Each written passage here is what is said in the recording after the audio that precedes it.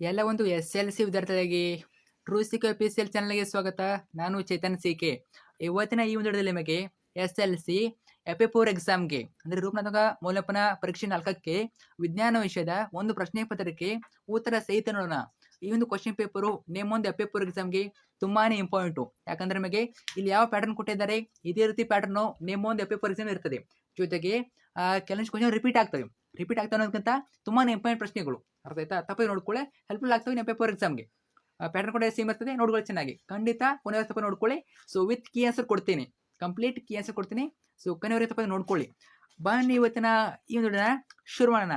ಅದಕ್ಕೆ ಮುಂಚೆ ಯಾರೆಲ್ಲ ಫಸ್ಟ್ ಟೈಮ್ ನಮ್ಮ ಒಂದು ಚಾನಲ್ ನೋಡ್ತಿದಾರ ಅಥವಾ ಚಾನಲ್ ನಿಮ್ಗಾರು ಸಬ್ಸ್ಕ್ರೈಬ್ ಮಾಡಿಲ್ಲ, ತಪ್ಪದೆ ಎಲ್ಲ ಚಾನಲ್ ಸಬ್ಸ್ಕ್ರೈಬ್ ಹಾಕೊಳ್ಳಿ.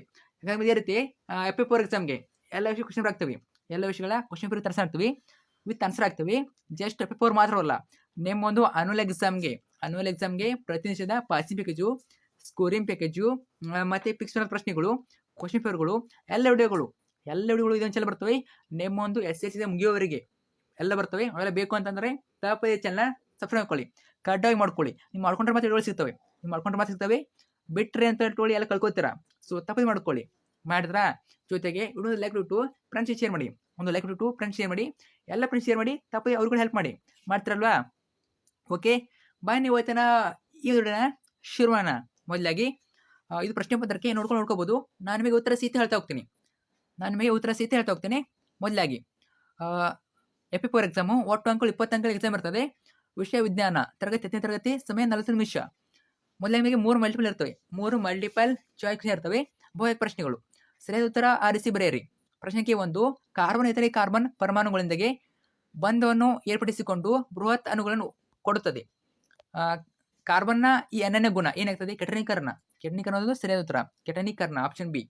ಇನ್ನು ಕ್ವಶನ್ 2, ಹಲವು ಪೀಳಿಗೆಗಳ ಸಂತತಿಯಲ್ಲಿ ಒಂದು ಗುಣವು ಕಂಡು ಬಂದಿದೆ ಎಂದರೆ ಆ ಗುಣ ಪ್ರಬಲ ಗುಣ ಆಗಿರ್ತದೆ. Question number 3, 3 ಆಗಬೇಕದು. ಚಂದ್ರನ ಮೇಲ್ಮೈನಿಂದ ಗೋಚರಿಸುವ ಆಕಾಶದ ಬಣ್ಣವು ಯಾವುದಾಗ್ತದೆ? ಕಪ್ಪು ಆಗ್ತದೆ. ಕಪ್ಪು ಅನ್ನೋದು ಸರಿಯಾದ ಉತ್ತರ. ಇನ್ನು ಸೆಕೆಂಡ್ ಮೇನು, ಕೆಳಗಿನ ಪ್ರಶ್ನೆಗಳಿಗೆ ಉತ್ತರಿಸಿ. ಇವು ಒಂದಕ್ಕೆ ಪ್ರಶ್ನೆಗಳು ಟೋಟಲ್ 2 ಇರ್ತವೆ. ಕ್ವಶನ್ ನಂಬರ್ 5 ನೋಡಿ. ಸೊ ನಂಬರ್ ಚೇಂಜಸ್ ಆಗಿವೆ, ನಂಬರ್ ನೋಡೋಕೆ ಹೋಗಬೇಡಿ, ಜಸ್ಟ್ ಕ್ವಶನ್ ಅಬ್ಸರ್ವ್ ಮಾಡಿ. ಸಾಮಾನ್ಯ ದೃಷ್ಟಿಯುಳ್ಳವರಿಗೆ ದೂರ ಬಿಂದು ಮತ್ತು ಸಮೀಪ ಬಿಂದುಗಳಾವು? ದೂರ ಬಿಂದು ಅನಂತ ದೂರ, ಸಮೀಪ ಬಿಂದು 25 ಸೆಂಟಿಮೀಟರ್. ಇದು ಸರಿಯಾದ ಉತ್ತರ. ಇನ್ನು ಕ್ವಶನ್ ನಂಬರ್ 5, ಬೆಂಜಿನ ಅನುಸೂತ್ರ ಮತ್ತು ರಚನಾ ಸೂತ್ರ ಬರೆಯಿರಿ. ನೋಡಿ, ಇದು ಅನುಸೂತ್ರ ಮತ್ತೆ ರಚನಾ ಸೂತ್ರ ಕೊಟ್ಟಿದ್ದೀನಿ, ನೋಡ್ಕೊಳ್ಳಿ. ಸೊ ನಿಮ್ಮ ಬುಕ್ಕಲ್ಲಿ ಕೂಡ ಇದೆ, ಚಿತ್ರ 4.10 ಅಲ್ಲಿ ಬೆಂಜಿನ ರಚನೆಯಲ್ಲಿ ಇದೆ, ನೋಡ್ಕೊಳ್ಳಿ. ಇನ್ನು ಸೆಕೆಂಡ್ ಮೇನು, ಥರ್ಡ್ ಮೇನಲ್ಲಿ ಕೆಳಗಿನ ಪ್ರಶ್ನೆಗಳಿಗೆ 2-3 ವಾಕ್ಯದಲ್ಲಿ ಉತ್ತರಿಸಿ. 2-3 ವಾಕ್ಯ ಪ್ರಶ್ನೆಗಳು ಟೋಟಲಾಗಿ 4 ಇರ್ತವೆ. ಟೋಟಲಾಗಿ 8 ಮಾರ್ಕ್ಸು, ಪ್ರತಿಯೊಂದಕ್ಕೂ 2 ಅಂಕ. ಎಷ್ಟು ಬರಬೇಕು? 4 ಪ್ರಶ್ನೆ ಬರೀಬೇಕು. ಪ್ರಶ್ನೆ 6, ತಂದೆಯಿಂದ ಅನುವಂಶೀಯವಾಗುವ ವರ್ಣತಂತುಗಳು ಮಗುವಿನ ಲಿಂಗವನ್ನು ನಿರ್ಧರಿಸುತ್ತವೆ. ವಿವರಿಸಿ. 2 ಅಂಕಕ್ಕೆ ಇಂಪಾರ್ಟೆಂಟು, ನೋಡ್ಕೊಳ್ಳಿ. ಆನ್ಸರ್ ಇದೆ, ವಿಡಿಯೋನ ಪಾಸ್ ಮಾಡಿಟ್ಟು ಆನ್ಸರ್ ನೋಡ್ಕೊಳ್ಳಿ. ಸೊ ತುಂಬಾ ಇಂಪಾರ್ಟೆಂಟ್ ಪ್ರಶ್ನೆಗಳು. ಓಕೆ, ಮಹಿಳೆಯ ಲಿಂಗ ವರ್ಣತಂತುಗಳು ಪರಿಪೂರ್ಣ ಜೋಡಿಯಾಗಿದ್ದು ಸಮಾನ ಗಾತ್ರ XX ವರ್ಣತಂತುಗಳಾಗಿವೆ.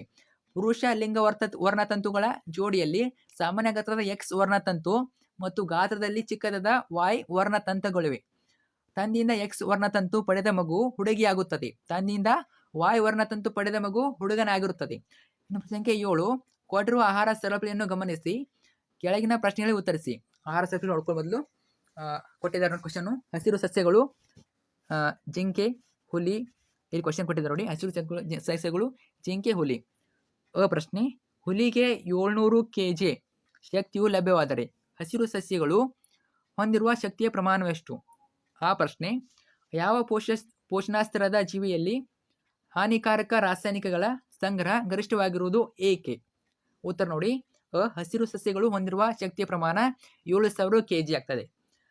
ಇನ್ನು ಆ ಪ್ರಶ್ನೆ, ಹುಲಿ ಈ ರಾಸಾಯನಿಕಗಳು ವಿಘಟನೆಗೆ ಒಳಗಾದ ಕಾರಣ ಪ್ರತಿ ಪೋಷಣಾಸ್ತ್ರದಲ್ಲಿ ಸಂಗ್ರಹಿಸಲ್ಪಟ್ಟು ಆಹಾರ ಸರಪಳಿಯ ಉನ್ನತ ಪೋಷಣಾಸ್ತ್ರದಲ್ಲಿ ಗರಿಷ್ಠ ಸಾಂದ್ರತೆಯಲ್ಲಿ ಸಂಗ್ರಹವಾಗುತ್ತದೆ.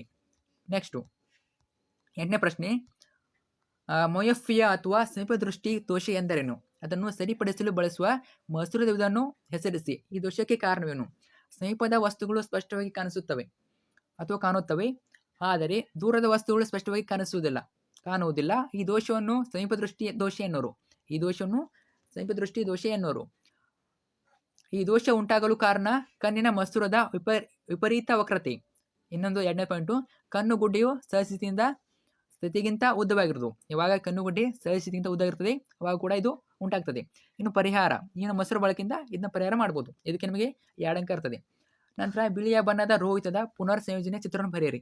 ಇಂಪಾರ್ಟೆಂಟ್ ಪ್ರಶ್ನೆ ಕೇಳ್ಬೋದು, ನೋಡ್ಕೊಳ್ಳಿ ಚೆನ್ನಾಗಿ. ಸೊ ಚಿತ್ರ 11.6 ನಿಮ್ಮ ಬುಕ್ಕಲ್ಲಿ ಇದೆ, ನೋಡ್ಕೊಳ್ಳಿ. ಸೊ ಅಲ್ಲಿ ಕೂಡ ಆನ್ಸರ್ ಇದೆ, ಬುಕ್ಕಲ್ಲಿ ಇದೆ ನೋಡಿ. 11.6 ಬಿಳಿ ಬಣ್ಣದ ರೋಹಿತದ ಪುನರ್ ಸಂಯೋಜನೆ ಚಿತ್ರ ಇದೆ. ನೆಕ್ಸ್ಟ್ ಮೇನು, ಕೆಳಗಿನ ಪ್ರಶ್ನೆಗಳಿಗೆ 3-4 ವಾಕ್ಯಗಳು ಉತ್ತರಿಸಿ. ಇದು ಬಿಟ್ಟು 3 ಅಂಕ ಪ್ರಶ್ನೆ ಒಂದು ಇರ್ತದೆ, ಟೋಟಲ್ ಆಗಿ 3 ಮಾರ್ಕ್ಸು. 10ನೇ ಪ್ರಶ್ನೆ, ಶುದ್ಧ ಗಿಡ್ಡ ಟಿಟಿ ಬಟಾಣಿ ಸಸ್ಯವನ್ನು ಶುದ್ಧ ಎತ್ತರದ ಬಟಾಣಿ ಸಸ್ಯಗಳೊಂದಿಗೆ ಟಿಟಿ ಸಂಕೀರ್ಣಗೊಳಿಸಲಾಗುತ್ತದೆ. ಏಕತಳೀಕರಣದ F2 ಪೀಳಿಗೆಯಲ್ಲಿ ದೊರೆಯುವ ಫಲಿತಾಂಶವನ್ನು ಚೆಕ್ಕರ್ ಬೋರ್ಡ್ ಸಹಾಯದಿಂದ ವ್ಯಕ್ತಪಡಿಸಿ ಮತ್ತು ಸಸ್ಯಗಳ ವಿಧಗಳ ಅನುಪಾತಗಳನ್ನು ತಿಳಿಸಿ. ಆನ್ಸರ್ ಇದೆ, ವಿಡಿಯೋನ ಪಾಸ್ ಮಾಡಿಬಿಟ್ಟು ಆನ್ಸರ್ ನೋಡ್ಕೊಳ್ಳಿ. ಎತ್ತರ ಮತ್ತು ಗಿಡ್ಡ, ಎತ್ತರ ಮತ್ತು ಗಿಡ್ಡ, ಪರಕೀಯ ಪರಾಸ್ಪರ್ಶ ಲಿಂಗಾಣುಗಳು ಟಿ ಬರ್ತದೆ. ನಂತರ ಎಲ್ಲೋ ಎತ್ತರದ ಬಟಾಣಿ ತಳಿಗಳು. ಸೊ ಆನ್ಸರ್ ಇದೆ ನೋಡ್ಕೊಳ್ಳಿ. ನೆಕ್ಸ್ಟು ಚೀನರು ಅನುಪಾತ ನೋಡ್ಕೊಳ್ಳಿ. ಇದು ಕೂಡ ಇಂಪಾರ್ಟೆಂಟ್, 1 ಮಾರ್ಕ್ಸ್ ಇರ್ತದೆ. 1, 2, 1 ಇದು ಚೀನರು ಅನುಪಾತ ಬರ್ತದೆ. ನೆಕ್ಸ್ಟು 5th ಮೇನು, ಕೆಳಗಿನ ಪ್ರಶ್ನೆಗಳಿಗೆ 4-5 ವಾಕ್ಯಗಳು ಉತ್ತರಿಸಿ. 4 ಮಾರ್ಕ್ಸ್ ಒಂದಿರ್ತದೆ, ಟೋಟಲ್ ಆಗಿ 4 ಮಾರ್ಕ್ಸು. ಸೊ ಮೇಲೆ ಕೂಡ ಒಂದು 3 ಮಾರ್ಕ್ಸ್ ಕ್ವಶನು, ನಂತರ 4 ಮಾರ್ಕ್ಸ್ ಕ್ವಶನು. ನಂತರ 11ನೇ ಪ್ರಶ್ನೆ, 1ನೇ ಪ್ರಶ್ನೆ ಇಲ್ಲಿ ಕೂಡ ನಮಗೆ ಡಿವೈಡ್ ಮಾಡ್ತಾರೆ, 1ನೇದು 2ನೇದು ಅಂತ. ಪರ್ಯಾಪ್ತ ಮತ್ತು ಅಪರ್ಯಾಪ್ತ ಕಾರ್ಬನ್ ಸಂಯುಕ್ತಗಳಿರುವ ಯಾವುದಾದರೂ 2 ವ್ಯತ್ಯಾಸಗಳನ್ನು ಬರೆಯಿರಿ. ಪರ್ಯಾಪ್ತ ಮತ್ತು ಅಪರ್ಯಾಪ್ತ ಕಾರ್ಬನ್ ಸಂಯುಕ್ತಗಳಿರುವ ವ್ಯತ್ಯಾಸ. ನಂತರ 2ನೇ ಪ್ರಶ್ನೆ, ಈ ಕೆಳಗಿನ ಕಾರ್ಬನ್ ಸಂಯುಕ್ತಗಳ ಅನುಸೂತ್ರ ಮತ್ತು ರಚನಾ ವಿನ್ಯಾಸ ಬರೆಯಿರಿ. ಯಾವಾಗ ಕೊಟ್ಟಿದ್ದಾರೆ? ಪೆಂಟೇನ್ ಮತ್ತು ಸೈಕ್ಲೋಹೆಕ್ಸೇನ್. ಪೆಂಟೇನ್, ಸೈಕ್ಲೋಹೆಕ್ಸೇನ್. ಕ್ವಶನ್ ನೋಡ್ಕೊಳ್ಳಿ, ಯಾವುದು? ಪರ್ಯಾಪ್ತ ಸಂಯುಕ್ತಗಳು, ಅಪರ್ಯಾಪ್ತ ಸಂಯುಕ್ತಗಳು. ನೋಡಿ, ಪರ್ಯಾಪ್ತಗಳು ಏನಾಗಿರ್ತವೆ? ಪರ್ಯಾಪ್ತ ಸಂಯುಕ್ತಗಳು ಕಾರ್ಬನ್ ಪರಮಾಣುಗಳ ನಡುವೆ ಕೇವಲ ಏಕಬಂಧವಿದ್ದರೆ ಅಂಥ ಕಾರ್ಬನ್ ಸಂಯುಕ್ತಗಳನ್ನು ಪರ್ಯಾಪ್ತ ಸಂಯುಕ್ತ ಎನ್ನುವರು. ಒಂದು ಮೀನಿಂಗ್ ಬರೀರಿ. ನೆಕ್ಸ್ಟು ಹೆಚ್ಚು ಕ್ರಿಯಾಶೀಲವಾಗಿರುವುದಿಲ್ಲ. ನಂತರ ಈಚೆ ಕಡೆ ನೋಡಿ, ಇದು ಕೂಡ ಈಚೆ ಕಡೆ ಕೂಡ ಮೀನಿಂಗು ಅಂದರೆ ಏನು, ಅದರ ಡೆಫಿನಿಷನ್ನು. ಕಾರ್ಬನ್ ಸಂಯುಕ್ತಗಳಲ್ಲಿ 2 ಅನುಕ್ರಮ ಕಾರ್ಬನ್ ಪರಮಾಣುಗಳ ನಡುವೆ ದ್ವಿಬಂಧ ಅಥವಾ ತ್ರಿಬಂಧವಿದ್ದರೆ ಈ ಸಂಯುಕ್ತಗಳು ಪರ್ಯಾಪ್ತ ಸಂಯುಕ್ತಗಳು, ಹೆಚ್ಚು ಕ್ರಿಯಾಶೀಲವಾಗಿರುತ್ತದೆ. ಸೊ ಆನ್ಸರ್ ಇದೆ, ಪಾಸ್ಬಿಟ್ಟು ಆನ್ಸರ್ ನೋಡ್ಕೊಳ್ಳಿ. ಸೆಕೆಂಡ್ ಕ್ವಶನ್ ಯಾವುದು? ಈ ಕೆಳಗಿನ ಕಾರ್ಬನ್ ಸಂಯುಕ್ತಗಳ ಅನುಸೂತ್ರ ಮತ್ತು ರಚನಾ ವಿನ್ಯಾಸ ಯಾವುದು? ಪೆಂಟೇನ್ ಮತ್ತು ಸೈಕ್ಲೋಹೆಕ್ಸೇನ್. ನೋಡಿ, ಅನುಸೂತ್ರ ರಚನಾ ವಿನ್ಯಾಸ ಇದೆ ನೋಡ್ಕೊಳ್ಳಿ. ಅನುಸೂತ್ರ C5H10 ಇದು ರಚನಾ ವಿನ್ಯಾಸ. ಆಮೇಲೆ ಅನುಸೂತ್ರ C6H12 ಇದು ರಚನಾ ವಿನ್ಯಾಸ. ಇವು ಕೂಡ ನಿಮ್ಮ ಬುಕ್ಕಲ್ಲಿ ಇವೆ, ಅಲ್ಲಿ ಕೂಡ ನೋಡ್ಕೋಬಹುದು. ಸೊ ಓಕೆ, ಸೊ ಇಷ್ಟು ಒಂದು ಪ್ರಶ್ನೆ ಪತ್ರಿಕೆ, ಎಷ್ಟು ವಿಜ್ಞಾನ ವಿಷಯ ಮೇಲೆ ಪ್ರಶ್ನೆ ಪತ್ರಿಕೆ. ಇನ್ನೊಂದು ಕೂಡ ಹಾಕ್ತೀನಿ, ಪೇಪರ್ಗೆ ಇನ್ನೊಂದು ಹಾಕ್ತೀನಿ.